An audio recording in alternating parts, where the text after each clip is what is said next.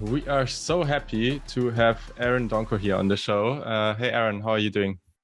I'm great. I'm blessed. So it was really interesting to read in front of this episode and just follow your journey and read a bit about your journey. So can you talk to us a little bit more about that? So tell us a bit about your journey to the NFL. I just sort of punter, I guess, playing football for the first time, going to New Mexico military to play junior college ball, playing college ball in Arkansas State, getting ready for pro day with Christian Moore, and going through the international pathway program, and now being part of the Seattle Seahawks. Yeah. So you played also for the Düsseldorf Panthers in the GFL. Do you think this time prepared you also for the time in the NFL? Or any time is preparing you for the future, I guess. So we had, I had teammates around me. I had great coaches around me that put the foundation down for me. So they definitely helped me. And I remember we did not win too many games with Düsseldorf Panther, so it taught me to not watch the play clock, but just play one down at a time. That what it really taught me. Yeah, that makes a lot of sense. And to inspire the people around you, Yeah. For sure. So you already mentioned the IPP, the International Pathway Program.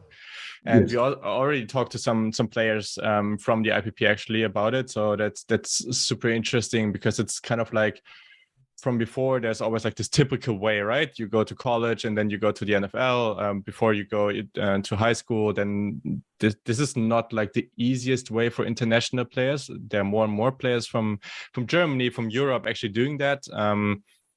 But how did you find this experience actually? How did the IPP help you? It helped me to just get an opportunity, there was a lot of COVID. We had not a pro day. With me, I did not go the normal route through college. So I'm just blessed to have an opportunity and be here right now with the Seahawks and, get better every day, get the best coaching in the world and try to take advantage of it. Sure. So you're now with the Seattle Seahawks, as you said, and it's super interesting because this podcast is mainly about the game in Munich, and the Seattle Seahawks will play the game in Munich. How has your time been so far in Seattle? It's been a great year so far. Seattle is really beautiful around this time. And so I've been enjoying myself. I've been connecting to my teammates. I'm learning the game every day. I'm still like a kid in the candy shop when it comes to football. I'm just excited to learn, and the coach is really investing in me. So I'm really blessed. So I mean, you just mentioned you're still like a fan of the game, and now for a long time you have been a player. So how is that for you that there's going to be a game in Germany, like an NFL game in Munich, which is like a huge thing over here. Also for a lot of like Seahawks fans, the Seahawks have like a huge following in Germany. How excited are you about this game? I'm excited for this game. I'm excited for many reasons. I'm excited that, there's a kid out there that maybe don't know football. And then with all the hype, he's going to get introduced to the sport of football, maybe a little earlier than I did. And he's, it's going to change his life. So I'm excited for these stories. I'm excited for my teammates to get a little bit of taste of Germany. I'm excited for Germany to get a little taste of the Seahawks, what we represent, and put it on the pitch. But for me, I'm just taking it one day at a time. We worry about week 1 right now, getting ready for the Denver Broncos, and week 10, I think, we playing in Germany. So one day at a time. Yeah, true that. Do you think you already talked about opportunity and that the IPP is a great opportunity to player making it from Europe to the NFL? Do you think that it's just the beginning for German players in the NFL? Because we've seen some great names, Marcel Dabe, for example, making it to the Colts earlier this season. So do you think there's still potential? Yes, definitely. For me, nobody's entitled to anything. Nobody's entitled to an opportunity. I'm just, I feel like just the growing of the sport in Germany in general. So the kids who are very talented, they might choose football over soccer. They might choose football over basketball because they see there is a future connected to it. If I put my all into it, I can see myself ending up and playing in the highest level. So if you're able to communicate to the kid the vision of, hey, if you put your all into it, you might end up in the NFL, then why not take a step forward? But right now, Germany, and it's going to be like that, and it's good like that. Soccer is the biggest sport. It should be, maybe basketball afterwards, but just showing kids that there's a route to, play this game on a high level. So that's also interesting. For me, I followed like for the last years, like actually 10 years, like lots of different US sports, and you also played basketball quite highly. So I think especially in the US, it's typical, right? Like lots of people actually or kids, they're actually playing in high school, they're doing different sports. And here it's a bit different because most kids, they're actually doing then they play soccer and then that's it. Or handball. Yeah. For example, there are lots of different sports, but they mostly stick to it, right? So for you, like, for example, there's like a 10-year-old kid right now. He sees like the game in Munich, is excited about it, but is playing soccer or basketball so far. Can you tell them about like what you learned maybe from basketball and how it helped you for your football career?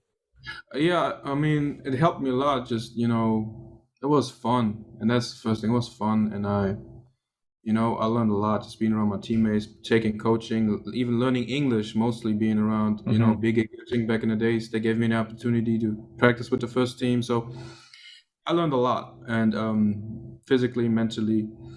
And I feel like for the kids who are listening, don't be scared to reinvent yourself, at any point. If you feel like, what, let me try this or let me try that. There's nothing wrong with that, Don't put yourself in a box by no means, and just, go with the flow. Just because you played soccer the last 3 years doesn't mean you have to, do this for the rest of your life. And that goes for anything. So don't be scared to try new things, And I hope that the game in Munich, because I watched the Super Bowl, like 2016, Von Miller going crazy. And I was like, wow, maybe I can do this, So I'm really blessed. Good point, because I started watching the NFL, I think in 2012, 13. And I remember back in the days, back then, nobody really cared about the NFL. So much has changed in the last 10 years. Where do you see the NFL in the next few years? Like growing in Germany?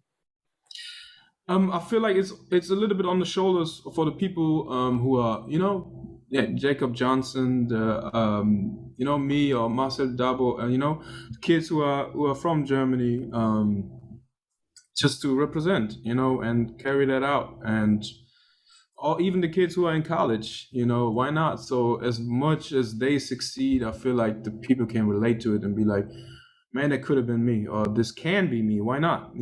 So I hope that the people who are, from different countries really flourish and take advantage of their opportunities. So you have had history.